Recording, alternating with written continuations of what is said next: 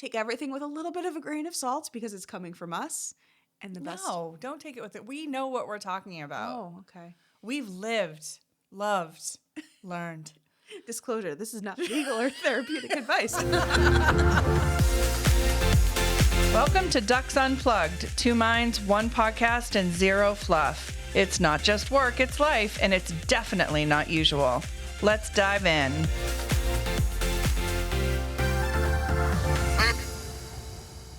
Hi guys, welcome back to Ducks Unplugged. I'm Deanna Dolecki. I'm Ashley Ruggieri. And we are here for a full episode today called Nobody Told Us Unplugged. Why? Did you see I had to look at the name? I was going to say, where are we? I What's know. happening? Nobody told us Why these didn't things. anybody tell us these things? But we're going to tell you, right? Yes. We're going to tell you today. So what the heck are we talking about? So we are going to talk about the things nobody said out loud, sort of like things that as we were growing up and even like today, you know, things that people just don't necessarily talk about out loud, but we will because we're an open book and we'll go there. Oh, absolutely. We'll go there. And then we're going to have a little bit of a segment on sort of the business side of that. And so things that we wish we had known. That's at least how I approached it. Me too. Yeah. And when I was prepping for this, I was just thinking back, and if somebody really had told me these things in life, in career, in everything, I would have been so far ahead of the game. Totally. But Thriving, here we are. really. Really? Yeah. Yep. And then we're going to do permission slips we never got. Mm-hmm. So I'm very curious to see if we handle this the same way. I guarantee you we did not. I'm pretty sure we didn't either. And so then we're going to end with, so I have a new term for game. Because I feel like every time we say game, like I think of Chutes and Ladders. Like it's not like excellent juvenile, game, by the way. Super fun game.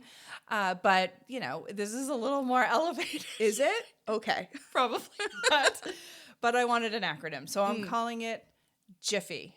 Our Jiffy time. Jiffy. JFFY. Okay. Just for fun, y'all. Oh my God. What? Just for fun, y'all.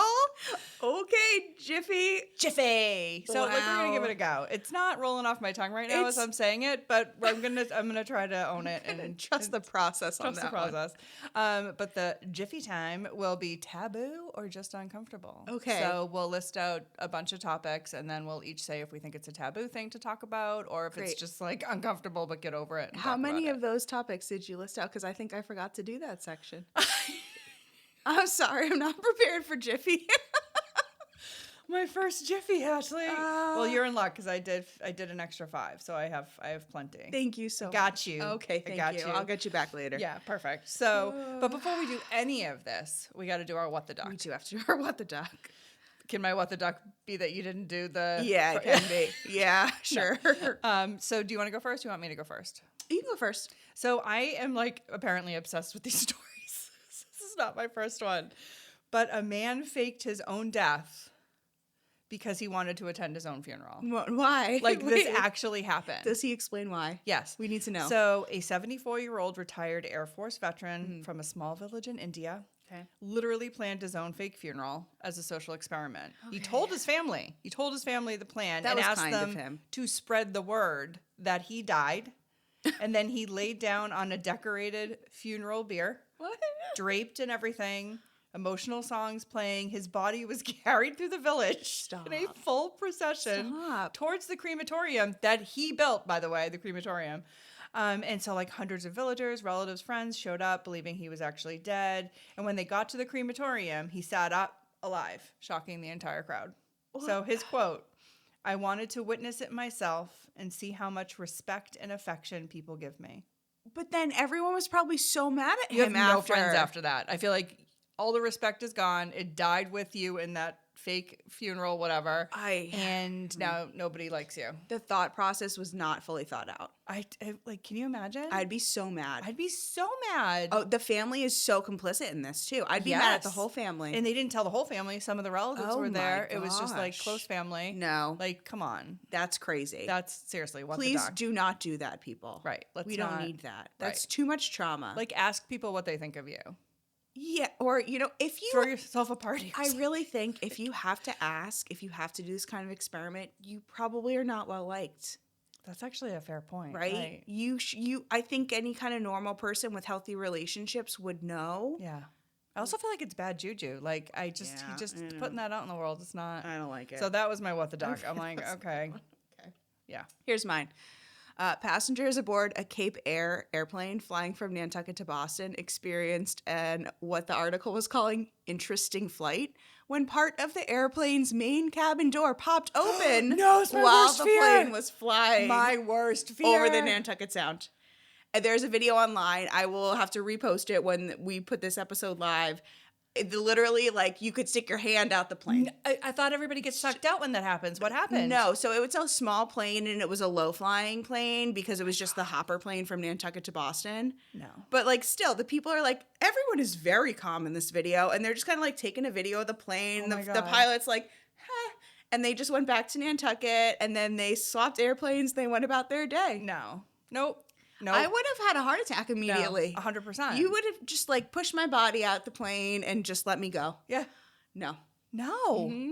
Oh my God. And then they got another plane. I'm like, I'm not going. I want to go to Nantucket. I would have had to to wait for the ferry. Yeah. But is that better? Like, I don't know. No, you're not going to plunge to your death. Yes, you might just drown. I suppose you could plunge to your death. Just to don't the go bottom to of the Nantucket. ocean. We don't need to be going to Nantucket right now, okay? It's just... That's crazy. Yeah. Why did it fall off? Like a maintenance issue. It just wasn't well maintained. So right, so get on another plane of this airline. Yeah. No. Okay. I mean, I think it's the only airline that goes in and out, right? Cape Air? I haven't been to Nantucket and I've only been on the ferry, so maybe. I don't know. Yeah. All right. Well, okay. So that's my what the duck. Yeah. Cindy, I mean, I feel like it's Ashley because that's insane, but I mean, they're both crazy. They're both very crazy. I'm actually going to pick you, Deanna, because I just think that is so bizarre that somebody would actually do. Right. It's crazy.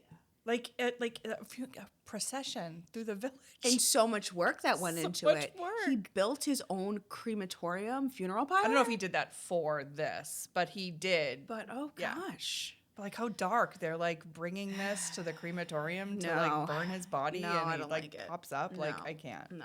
And then he threw a feast for the attendees after because he Did people actually attend? I think so. They're like, well, Free we're food. here already. Yeah, exactly. Might as well. Nice Yikes. as zoosh. All right, well, thanks for the win. And I'm never going to ride Cape Air and go to Nantucket. So Ferry. Ferry. Yeah, the there's ferry's other the ways way to to go. go. Yeah.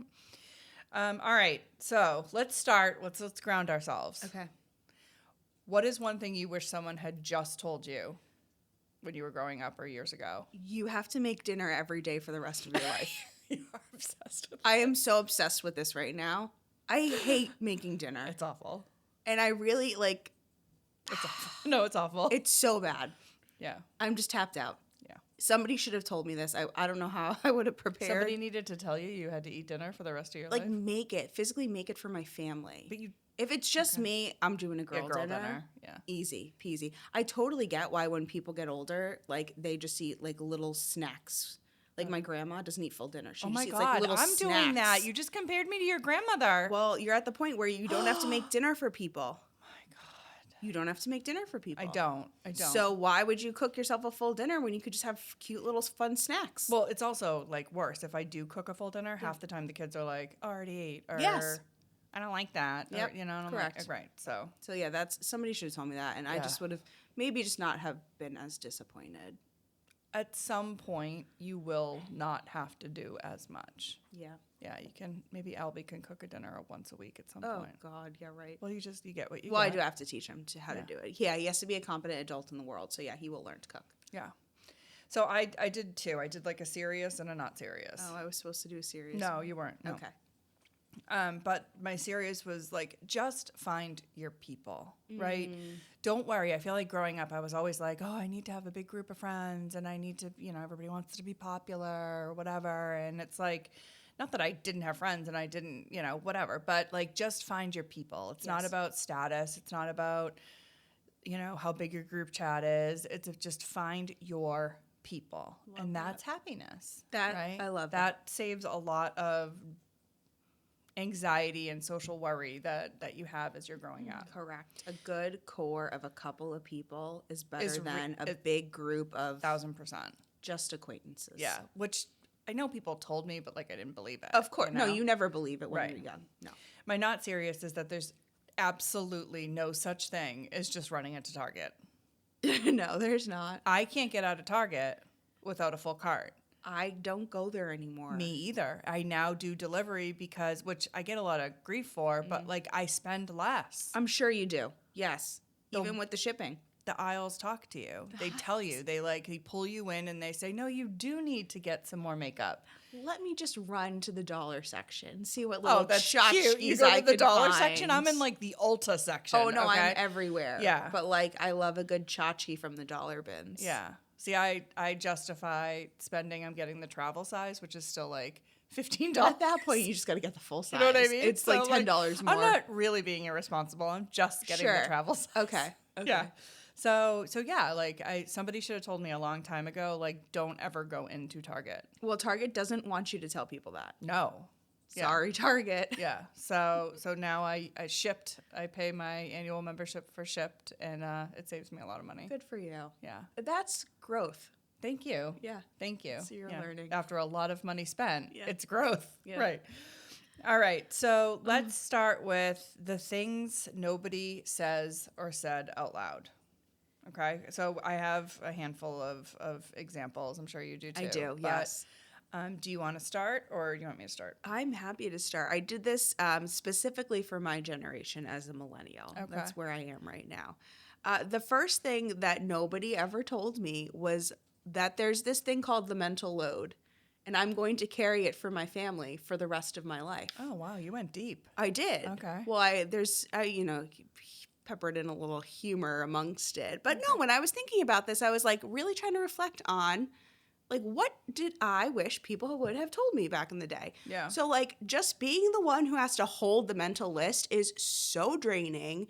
Doctor's appointments, school snacks, is there an allergy in the classroom? What snack can he have? What can he not? When are we going to practice? Doing all the things. Like I feel like the house manager, and at the same time, I'm also the referee because I also have to manage the mental load of the relationship between my husband and my son because my son is me, like to a T these days. And they are poor just Jim. Literally poor Jim, butting heads. And I feel like the millennials have talked about this more than any other generation before, and that's a good thing, but we need to keep talking about it because...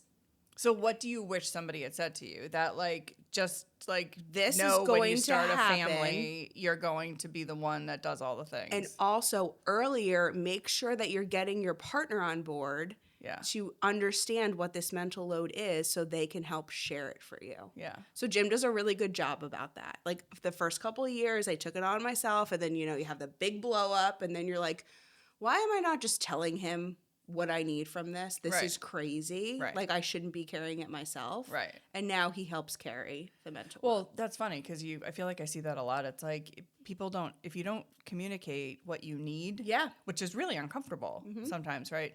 Communicate nobody can help you. Yes, you can't read other people's minds. Right. Like I'm terrible about that. Like when I get to a place where I'm really stressed, I turtle, Oh yeah, that's but then the I'm worst. like pissed that nobody's helping me. But they and don't it's like, know. How am I supposed to know you need help? Exactly. I'm not hearing from you and you're not telling me. Exactly. Right. So if anybody out there is in this situation where they're carrying the mental load and they don't necessarily know how to have the conversation with their partner, I did this one thing. I implemented this thing called 5 stupid questions with my husband, Jim. And he was only allowed 5 stupid questions a day. And these are the questions like, do you know where the cereal is? It's in the cabinet. Is the laundry clean? I don't know. Go open it up and see. And he would ask the questions, and I'd be like, do you want that to be one of your questions? Oh, my God. And, like, the first couple times he got mad, and then we started laughing about it. And then eventually he'd, like, come up, and he'd start to ask something, and he'd be like, no, I don't need to ask that question. And he'd go off, and he would do whatever he was going to ask me. Yeah. So So does he not ask the questions anymore? He doesn't ask the questions anymore. So he's more self-reliant. He's self-reliant. But, like, that was a big thing to take off of my shoulders. Yeah. Like, I don't have to tell you where the cereal is. I might try that with my son. Oh, it's amazing. You should. Yeah. I'm slowly doing it with my son. I'm not calling it 5 stupid questions because that seems mean. But if I will definitely call it 5 stupid questions. Maybe when Mine's I was older. 20. But when he comes to me and asks something, I'll be like, did you look for it? Or what? I'll try to get him to do it first. Right. Because again, we have to raise competent kids in the universe. Well, you try. We try. You try your hardest. I'm trying. I'm in the trying phase. So I always say to my kids, because like that's such a common thing for families, right? And I'm like, if you just always put things back in the same place, if you always put it back in the same place, you're never gonna lose it. Don't put it down. Put it away. But they can't. Like they just like they leave it. They just and they move on to the next thing. And it's just this. It's crazy. I think that's a Gen Z thing too. 100%. Like there was underwear in the family room upstairs on the floor, Albie's underwear, until 5 minutes before everyone got here. Like, because he's supposed to put it in the hamper when he's getting his pajamas on, but no, he likes to get his pajamas on in front of the television, and he just leaves all his dirty undies and little clothes right in front of my television in the family room. Yep. And then I say, I'm not picking it up. You pick it up. And then this morning he went to school and we're at the bus stop and he's like, I didn't pick up my underwear. I was like, ugh. Do you want to know what I started doing because that was happening so frequently at my house? What? I said, if you can't pick up your stuff, my daughter is a slob. Okay, God love her roommate next year, Amy. And she kept leaving her stuff everywhere. And so I'm like, if you don't start picking this up, I'm gonna take your stuff and I'm gonna throw it outside on the front stoop. Good. So I ended up doing it so often that the dog, like, so my dog walker, like those, she's like, people will be like, oh, should I grab? I'm like, no. Yeah, she knows. Oh, that's her daughter's. No, you don't have to pick it up. That's amazing. So if it's raining, you're in trouble. Yeah, it's gonna get ruined. So the mental load. I wish somebody told me about that. Yep. No, that's a great one. So I think money topics was something that I had listed out on our sheet, and it's true, right? Like I feel like it's like a taboo topic, but like I don't completely understand why. We all have money. We all want to make money. Mm-hmm. We all need to know what to do with our money. Why is it so taboo, right? A great question. So, and I think if it was less taboo, I think it would be easier for people to be comfortable asking questions or learning how to plan better. So I wish I had learned how to invest early, Yeah. And I wish I had done this, but and then you get older and it becomes more overwhelming, that you didn't start younger. And so I think that's something that they should, I don't understand why they don't teach that, to be honest with you, like life skills in general, but don't carry credit card debt. That's something I did many, many years ago. But it's not because anybody told me. I was like, I am only going to spend what I have. Mm-hmm. So all I have is an American Express card because you have to pay that off. I mean, you don't have to now, but back in the day, you have to pay that off every month. Yep. So if I don't have it, I'm not going to spend it. Now, not everybody has that luxury, right? But you need to go in understanding credit card debt it has a high interest rate against it. And so like you have to deal with the consequences of that. That lifestyle appearance doesn't always necessarily equate to sort of financial status, right? A lot of people live beyond their means. They carry a lot of debt, as I was just talking about. One thing, so I just think in general, some of those things should be discussed and talked about way earlier. Agreed. Right? Somebody did give me really good advice. Oh, okay. So I'm going to share this with our Dive Squad. And it was one of the best things I ever did. And so when I graduated from college, I got my very first job, which I was making like nothing, right? So I get my first job, and my mother actually told me, she's like, okay, there's something called a 401k. This is what it is. And you want to max out that 401k contribution from day one, because then you're never gonna see it. So you're never gonna feel like you're taking a hit, because it's never gonna be in your paycheck. This is day one from first job ever, right?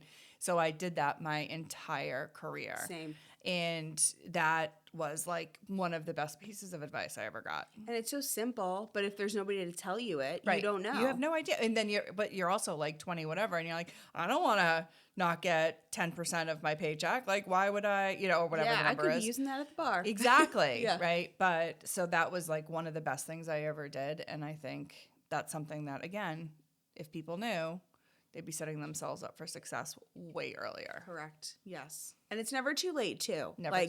You can still meet with a financial planner and get things back on track or start something. Like, it's literally never too late. Or talk to your friends. I mean, so like I had so I met a good friend of mine the other day, and she's actually retired early, and, good for her. So proud of her.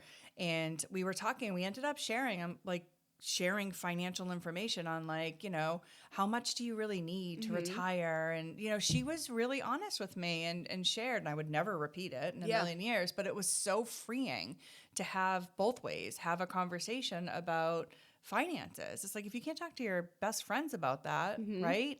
Who can you talk to about it? Yeah, so I agree. So it was kind of nice that it was not taboo. It shouldn't be taboo. It shouldn't. But it is. But it is. shouldn't be. Right. Yep. Agreed. It's a healthy conversation. Yeah. My other one was the career ambition versus career guilt. Because as millennial women, we were told we could have it all. Like, you can have it all. You can have the job. You can have the family.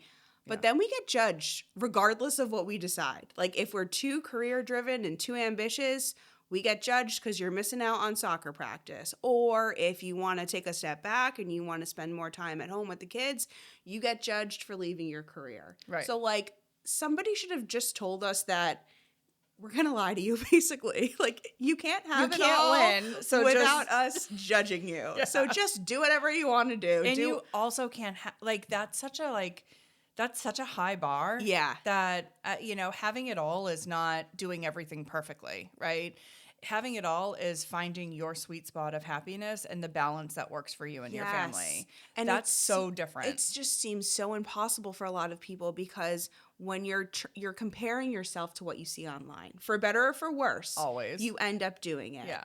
And especially over like the past maybe 7 to 10 years, as I'm coming up and getting married and having kids, there was just like such an emphasis on hustle culture online. Yeah. So it was really pushing us into like, yes, you have to do it all. And then you also have to document it all online and show us that you're doing it all. And show us how perfectly you're doing it. So, yeah, I just think like career guilt and mom guilt kind of all go together. And I wish somebody had told me sooner that you just have to do what's right for you and your family. Yeah. And you have to just ignore what other people say. Right. I mean, that's so easier said than done. Easier said than done. That's what having it all learned. is doing finding the balance that works for you and your family. Absolutely. Yes. Because you're not going to be 100% A+ on everything all the time. Yes. You're just not. It's not. You're never going to meet that bar, and so don't give yourself that bar, right? Mm-hmm. I had some parenting things, and one of my favorite moments was when you have your first baby. You probably just went through this, Wes. You have your first baby, and then you're at home, and the first moment is like now what? Oh my gosh. Like, what do we I'll do? never forget. Right? I'll never forget it. And it's like, do you just want to watch TV? Like, this is weird. Yeah. Like, it's just this surreal feeling that you're like building and building, and nobody talks to you about that. No. Nobody, like, you have this huge build up, the birth and everything, and then it's just like, okay, you're home. We're home. We're home. Right. Yes. I came home. I'll never forget this. And he's sleeping, and I put him in the crib, and I sat down in the rocking chair in the room, and it was like, dark with the sound machine on and everything. And I just sat there looking at him, and Jim was like, do you want to come out and like have something to eat, or what do you want to do? And I was like, I don't know. And I just started crying, and I'm like, what do we do? And he's like, it's okay. Like, come on out of the room. Let him sleep. I'll never forget it. Yeah. Like, oh, okay. How long did you stay in there? Like an hour. like, I should have been doing I just something remember else. putting the what's the thing? The car seat? Car seat, thank you. Yeah. On the table. You are far removed I know, from that God time. help me. And we looked at each other and we're like, literally, like, what do you want to eat something? Like, I just don't know what to do with myself. So, that's so funny. a little just sort of guidance on sort of that sort of emotional weirdness that happens. Totally. The other thing that I think is fascinating, because I feel like I'm going through this now, but as a parent, but I remember when I was younger having this moment, but like the realization that your parents are human too, and they don't have all the answers, and they have flaws, because it's hard. Yeah. It's like, and sometimes my kids haven't necessarily connected that dot yet. Like, I'm actually a person, a real human. Yeah. Not mom. I have I have flaws. I have emotional moments. I need things too, right? And that's such a weird thing when it happens. Yes. Especially when you see your parents in that light, Oh my too, gosh, totally. Yeah. I just had my first little moment the other day with Albie where I think he realized I'm an actual human outside of just being his mom. Right. Because I had a small bag of gummy bears. Mm-hmm. My gummy bears. I never get anything for myself. Mine. And I had them on the counter, and he comes over and he's like, ooh, gummy bears, can I have some? And I said, no, those are mine. And he looked at me and he was like, what's yours is mine, isn't it? And he's like, just a couple. And I said, do you ever share your candy with me? And he was like, no. And I said, those are mine and I'm going to eat them by myself. Right. And he just looked at me like, okay, and walked away. Oh, good boy. But like, just they were the smallest bag of gummy bears. I just wanted to have the 5 gummy bears that were in this small bag.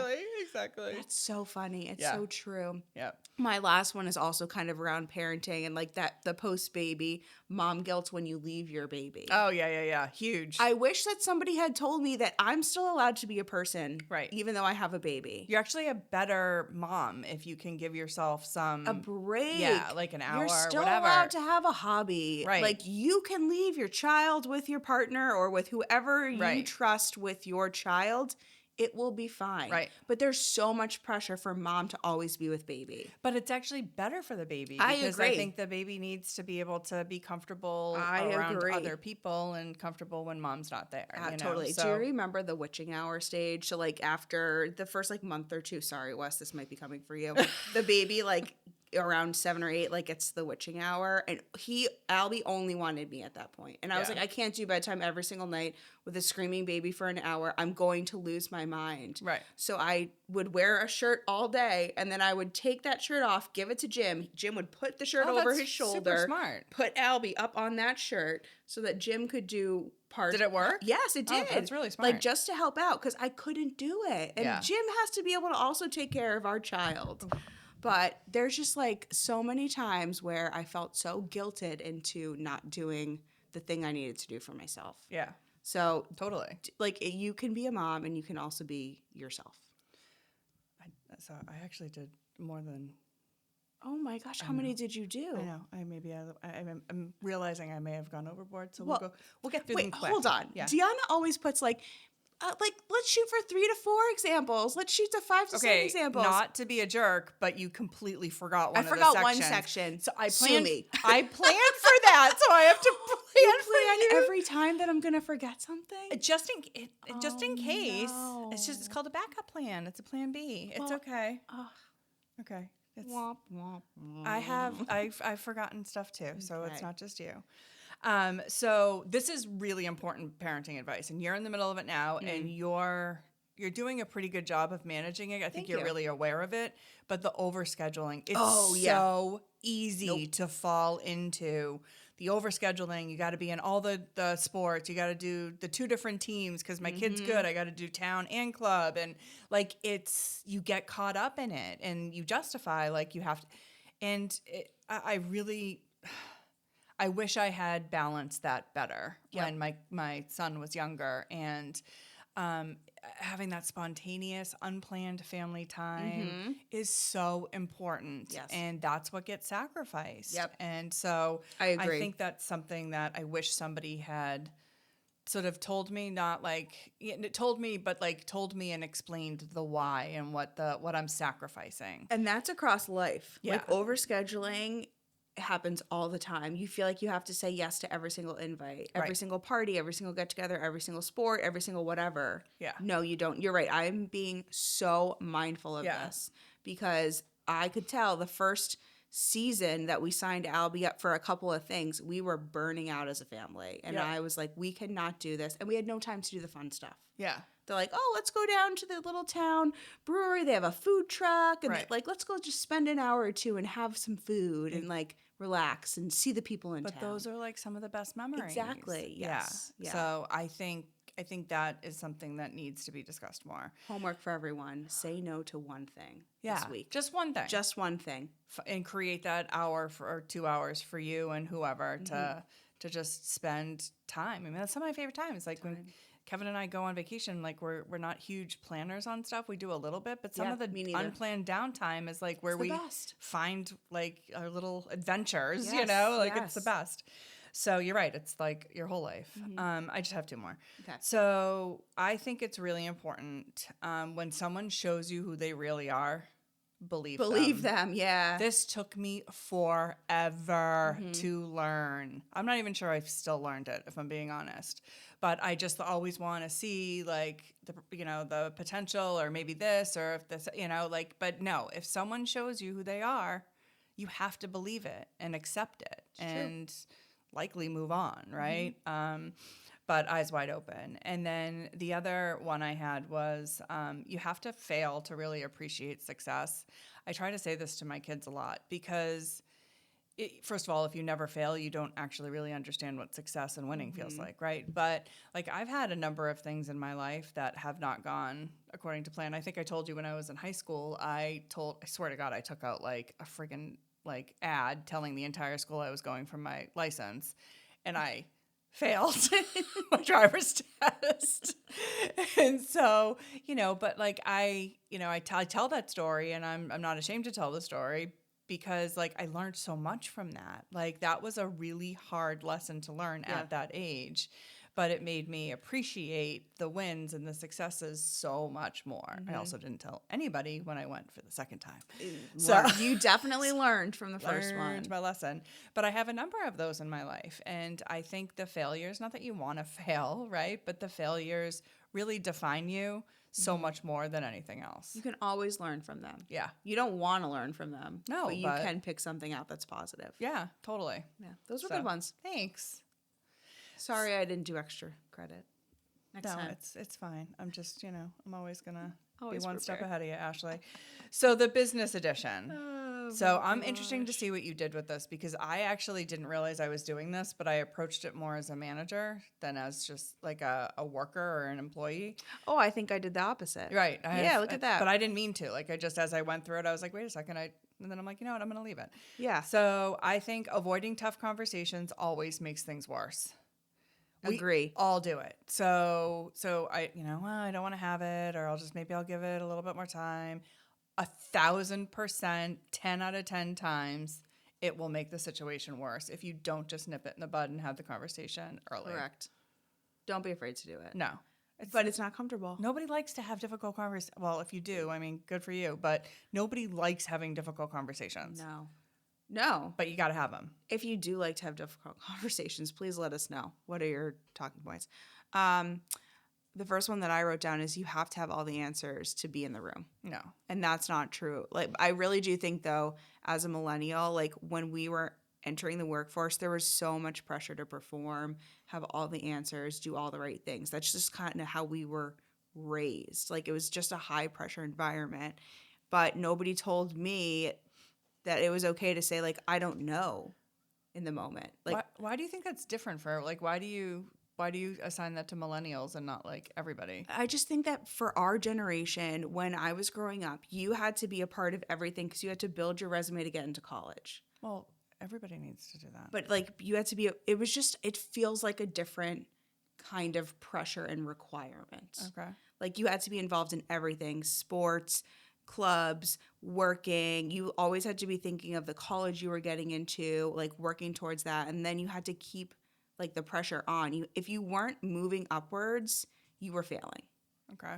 And like that's what we were told consistently. But then we were also told that if you keep working hard, you're going to keep like getting better in life. Yeah, you'll succeed. So, yeah. but that wasn't happening. Yeah. Like we graduated in a recession, college in a recession. And then housing prices got crazy. And then job markets failed. So like we were told that if you just work hard and try to do one more thing, everything will work out. But it didn't. But we still had to figure out how to get a job, how to start a life, how to buy a house. Yeah. So it was like I guess the outcome is not what anybody told us that it would be based on all the work that we were required to put in. Yeah. Through life. Okay. So I think it feels different now for us. Yeah. Like I probably would have said no to a couple of things if I knew that I was going to have to work actually like my ass off 50 million times harder than you told me I was going to have to buy a small 3-bedroom, 800 square foot house in the suburbs of Boston. Like, so I think it's the quality of the generations and what we were able to get. It's funny as a Gen X, I don't think of my generation as much as the millennial generation thinks about the millennial generation. You know what I mean? Yeah. Like it's just, but it was still hard. I mean, we had to do all the things. It was still hard to get into college. You still had to do as many things as you could to get into college, so it's just interesting, the mindset. Are you a Gen X? You're a Gen X, Cindy, right? It's the same thing for you? Like, I just don't think of the it's fascinating. Did you have, like, the parental pressure on you all the time, always commenting about what you were doing? Because I think that's probably where it's different. But is that a generation thing or is that just your family dynamic? No, I think it's me and my friends talk about this all the time. Yeah. Like there was always a comment that you could do more, you have to do more, you are not doing enough things, like you have to do these things. Yeah. I mean, it was coming from a place of love. Yeah. But there was always a comment about it. I don't know. I mean, either that or I've just stuffed it down and I don't remember it, but I don't think so. Yeah. Maybe. Never ignore red flags when hiring people. I've done this a few times. Cindy and I have a hire that we had many years ago that had some red flags, and and she ended up spectacularly not working out at the agency. And so but like, I've done it multiple times where like you have like little red flags or little pink flags, and you find a way to, justify it, and it never works out. Never. So if someone shows you who they are, believe them, right? Pay attention to the red flags. Yes. It's not worth it. Yeah. If you have some hesitation, there's a reason for it. That. Yeah. Networking is schmoozing, and therefore it's uncomfortable. So uncomfortable. And I think what happened was, like when I went to business school, but even before that, networking was like, okay, you go to an event, you give somebody your business card, and you follow up with them on LinkedIn. There was this like weird formula for networking that we all just did. Yeah. But nobody was like, hey, networking is actually just making a connection with people and then seeing if you could be helpful to them and building a relationship. Yeah. It's not this weird formula of like going around the room and strangely introducing handing yourself your card and out. handing your card out. But that was the formula. It would be like go into a room and into the networking event with your little stack of business cards. Oh my God. And really, you should have just been going in to have a couple of good conversations. Yeah. So, but now it feels icky, like to network, because that's in my brain about like what it should be when it's really not. And everybody always is like, what are they trying to get from me? Yeah. So, right. So, that's. So the last one I had was, and I feel I don't think I am the norm on this. Okay. So I will say it, but I feel so strongly about it. When we were doing the research for this, the opposite of what I'm about to say kept coming up. Oh, interesting. Okay. I'm like, well, I think they're wrong and I'm right. So here we go. Don't negotiate salary. I think salary negotiations when you hire somebody is one of the worst ways to start a professional relationship. It drives me crazy, unless it's a salesperson. That's the only exception to that. But as a manager, I think my MO and what I try to teach everybody else is if you want to hire somebody and you're excited about them, go in with the best offer you can. If you can go in a little higher than what they're asking for, if you can, right? That's even better. One, that reinforces your expectations of this person, right? And it's going to help them be excited about the position. They're going to feel good about joining. It's like, why would you make somebody beg for more money? I wish that was the norm. It is not. Let me tell you. It is not. I don't get it. And it's just it's such an uncomfortable conversation for sometimes only a couple $1,000s. Yeah. And it's like it makes the person feel icky. Yes. And it's like, you don't really, like, you're especially at like a higher level. We're negotiating a couple $1,000s for this role when this role is going to do what for your company? It is crazy. Like, I hate it. Hate it. Yeah, so I agree. From the person who's had to negotiate salaries many times in the past, I also hate it. Yeah. But it was fascinating to me that it was all over like that. People are encouraged to do it. Well, yeah, you have to, because the salaries now are because the managers don't go in with actually at market level of what they should be at most companies. They're lowballing you. Yeah. And you just have to go in and try to fight for a little bit more. I graduated in a recession. So trying to find a job and trying to like kind of negotiate a little bit, but knowing that you also really need this job because there are no jobs was horrific. Right. But here's a good example. I did not graduate in a recession. And my first job, I was a marketing coordinator at an agency. Yeah. Guess how much money I made? $24,000. Yeah. Oh my God. Did you really? Okay, because I made $34,000. I made $34,000 on my first job, and I was just assuming about a $10,000 swing across our age. Literally $24,000. Yeah. Do you remember how much you made for your first job? It was probably something ridiculous like that, right? Something, yeah. And I worked my butt off for that job. Totally. And I made like nothing. Yeah, mine was 34,000, and then I'm trying to, get an apartment in Boston. Yeah. Oh, please. There was like 15 girls in my first apartment. Right. Exactly. I don't think that there were any fire escapes. Like we were in trouble. Not enough doors. But the rent was like $450 a month per person, so we could make that work. I can't. It was in Brighton. Okay. It was a death trap. Okay. But my mom, when my mom moved me into that house, she like said to my dad on the way out, "We can't leave her here." My dad's like, "We have to leave her here." Right. No, we can, honey. Yeah, we have to. We're going back to New Jersey. She's staying here. I don't know what you're gonna do. Yeah, that's funny. I can't believe you just got like that was impressive. Thank you so much. We should play. I should make you guess something else later. Okay, sure.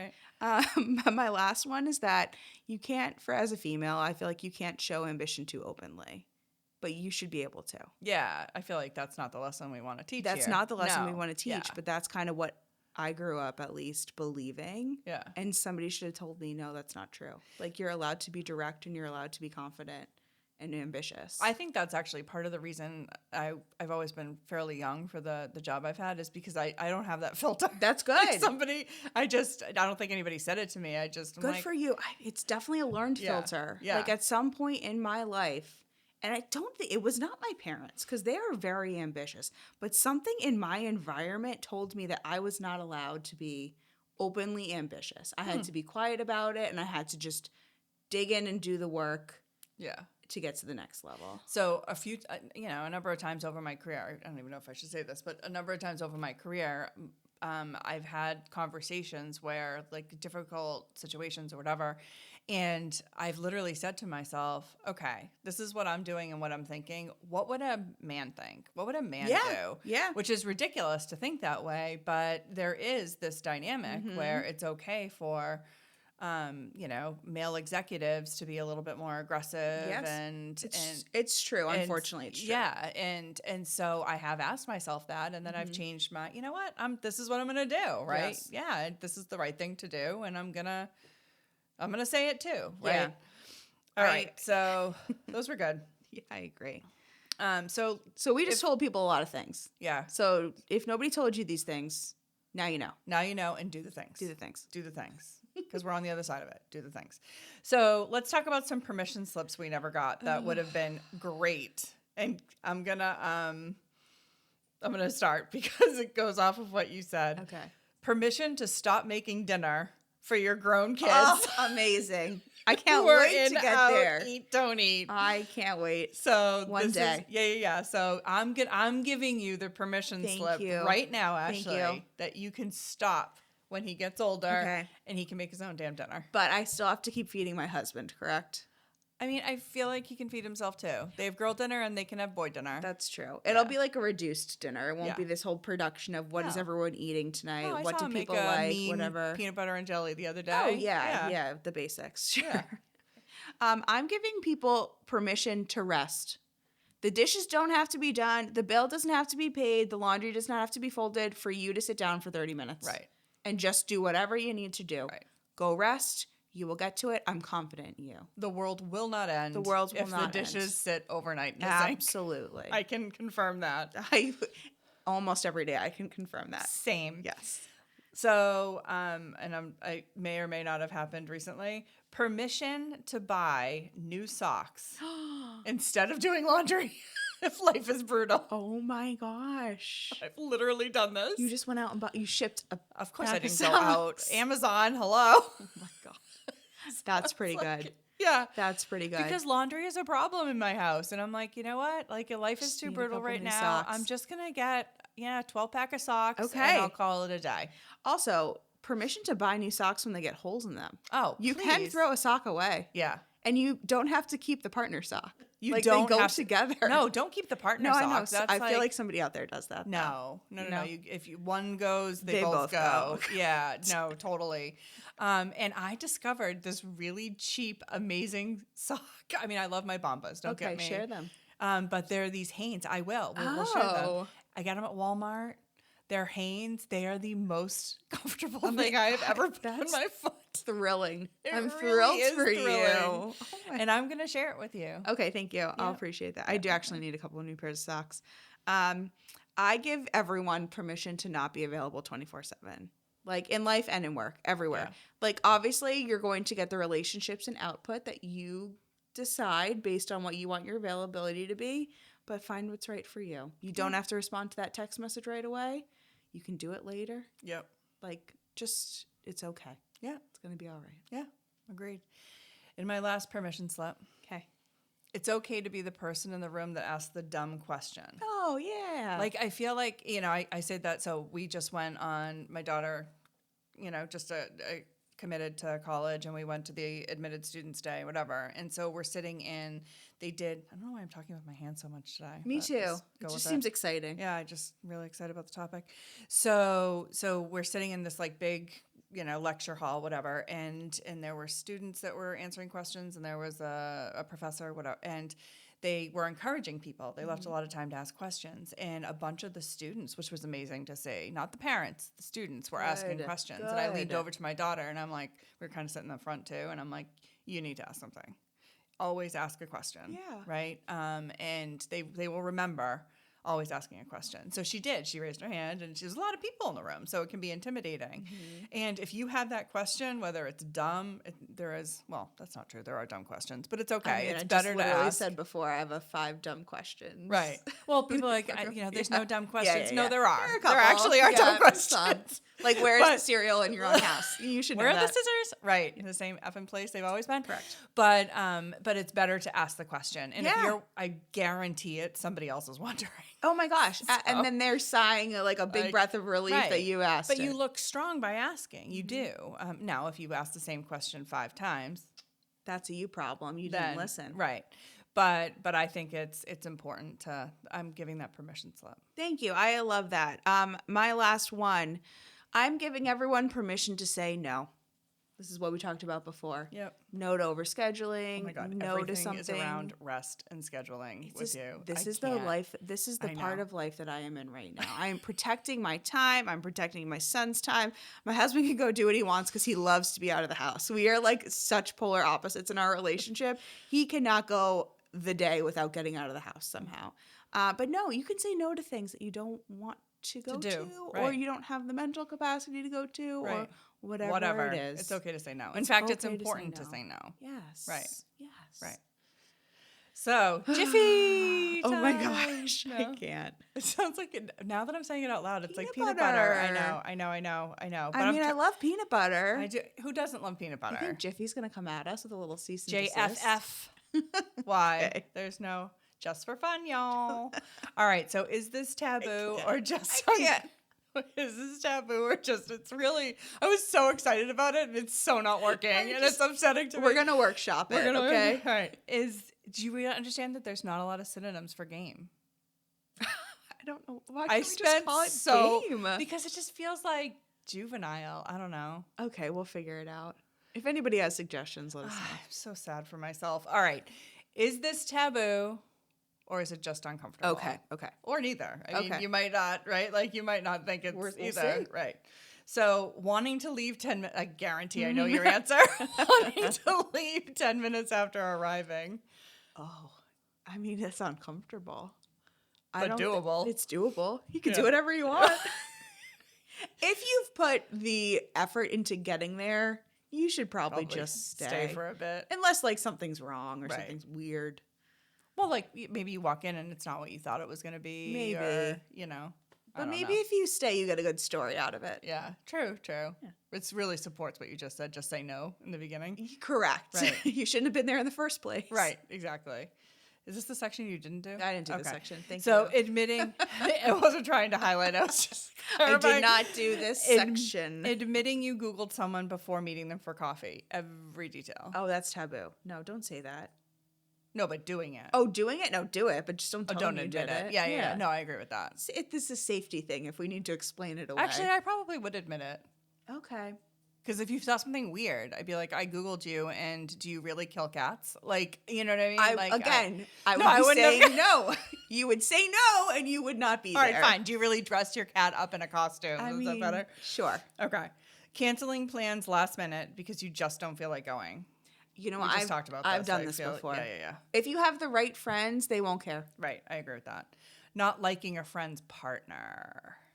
I mean, you don't this say happens. Yeah, but you do say it. I have absolutely said this in the past. Okay. Like, yes. What happens if they stay with the partner and then they now know you don't like the partner? I mean, that's you maybe Has that don't happened? have a friendship.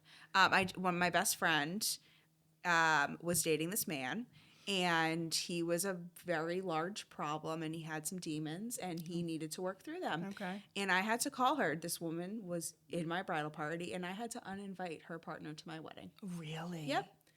And that was a big wake-up call for her, and she ended up breaking up with him and moving, and now has a lovely family. Oh, okay. But yes, I've done this before. Okay. I openly will tell people when their partner is a problem. Okay.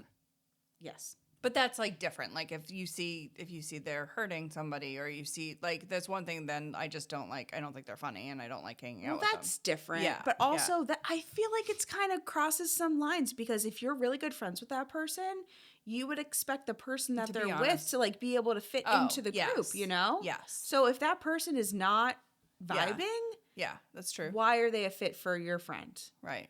I would But probably also, say why is something it- respectfully. Yeah, right. It's also, you don't know what happens behind closed doors. You don't know. Right. Regretting your college major.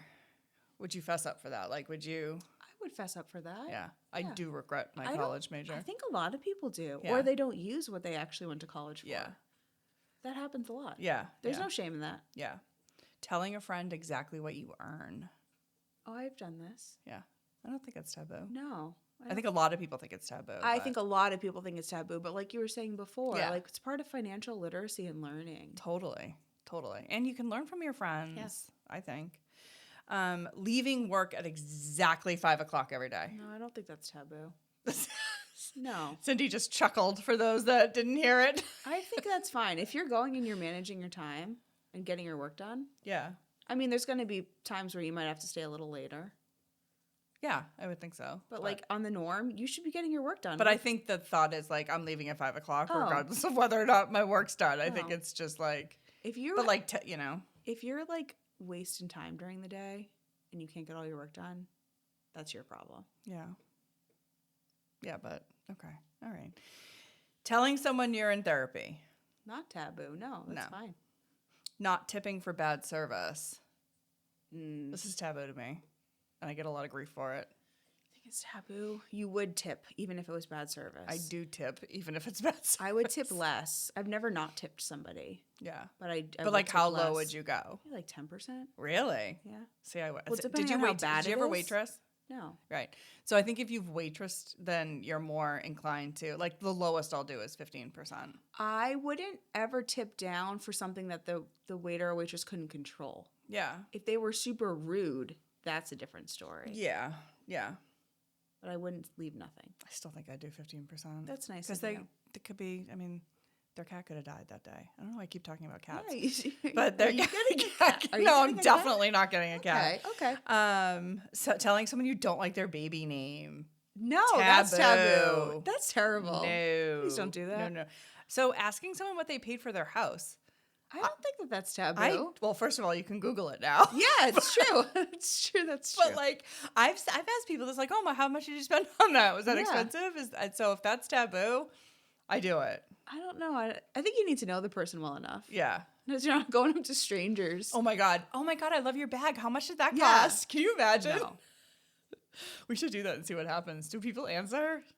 I'm don't sure. know. I don't know. Yeah. All right. My last one was saying you don't want to be in someone's wedding party. No, that's not taboo. I did that. I feel like that happens. That's a lot. life regret for me, actually. Oh, is it? Mhm. Okay. Yeah. It was a really close friend of mine in college, and they were two friends. They were getting married, and I had the guy I was dating that, like, I dated for a while. Like, I actually thought I might end up with this guy, broke up with me. And I know it was a sad time. It was a dark time, Ashley. And we were both in the wedding party. And I was like, I don't think I can do it. And in hindsight, it was a super selfish decision. And I totally regretted it. But I did do that. You learned from it. I did learn from it. Yeah, I think nowadays you can absolutely say no because there are so many expectations and costs that come along with a wedding, being in a wedding. And I don't know, like the wedding parties are so big now. There's like 12 people. Are people still doing that? I think so. Yeah? Yeah. I don't know what the kids are doing. That's true. I'm going to a wedding in a couple of weeks, my first wedding of the year. Oh, I went to one and it was not a large wedding party. And actually the last two I went to were family and neither one was a large wedding party. Yeah, I don't know about this one. We'll see. Yeah. We'll see. All right, so let's close it out. What are you giving yourself permission to do now? I am giving myself permission to just live in the moment. I was watching a clip from Jay Shetty's podcast the other day. He had Noah Khan on, who I love. And he asked Noah the best advice you've ever received. And his answer was, be where your feet are. And I loved that. Be in the moment. Just be where you are. Yeah. So which is going to be on the couch at home resting for you. Or in a hockey rink. At a lacrosse field, in a hockey rink. But yes, I'm going to be where my feet are regardless of where they are. Okay. I love that. Thank you. So we're going to have to bleep me for this one. Oh. So I think I've started entering my I don't give a f*** era. Good for you. And I'm okay with it. I love going out occasionally, but I equally love being home and I'm okay with it. I'm not sure I'm ever going to get caught up with laundry. I'm okay with it. I'm never going to be a runner as much as I'd love to love it. I'm okay with it. I online shop to manage my in-store spending and I'm okay with it. So this is I'm okay with it. I don't give a era. Perfect. And I am absolutely fine and living and loving every moment I support that. I support you in this era of apparently your life. it's my talking with hands era. Yes. So yeah. Go team. Go team. So, all right. That's all we got. That's all we got. You know what? We're giving you permission to do a lot of things. We've told you a lot of things. If you haven't heard them before, take everything with a little bit of a grain of salt because it's coming from us. And the best. No, don't take it with it. We know what we're talking about. Oh, okay. We've lived, loved, learned. Disclosure, this is not legal or therapeutic advice. Yeah. Contact your doctor or therapist. All right. Thanks, guys. Thanks for joining. Bye. Like, follow, subscribe. Bye. All right. If you've listened to more than one episode, you're officially part of the Dive Squad. And being in the Dive Squad comes with a very simple, very unofficial pact. We're asking for a little help. Follow or subscribe wherever you're listening and share this episode with one person you think would love it. That's how Ducks Unplugged can grow and you'll be a part of it. We'll see you next time.